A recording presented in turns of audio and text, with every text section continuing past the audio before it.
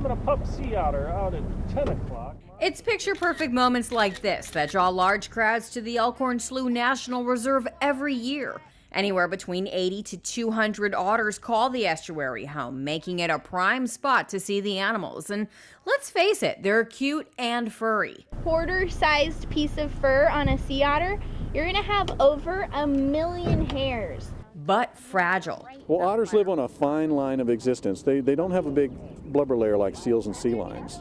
And so they have that very thick fur, and they have a high metabolism. The animals eat up to a third of their body weight a day just to survive. And when they're not feeding, they're resting. Right next to her. And he's heading for the water. There he goes.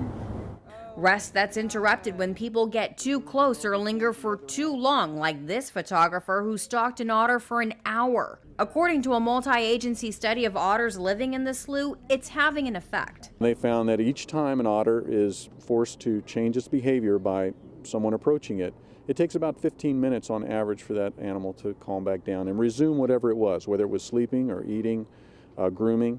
There are federal laws in place to protect the animals, but the Marine Mammal Protection Act doesn't have set rules, rather guidelines. The minute an otter or any marine mammal turns its gaze towards you, that means you've got its attention, and if you make any more approaches to that animal, you're going to be increasing its heart rate. The law is something local tour companies are aware of and do their best to educate customers.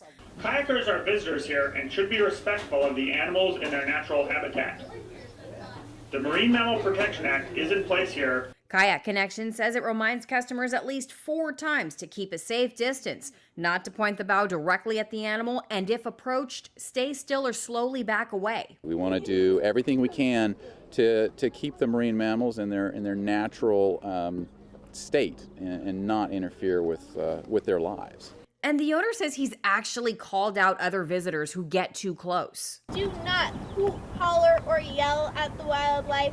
And the Elkhorn Slough Safari steers customers away from shouting or drawing more attention to themselves. We do try to instill the sense that it's very important not to disturb these animals in their habitat, primarily because it's crucial to their survival.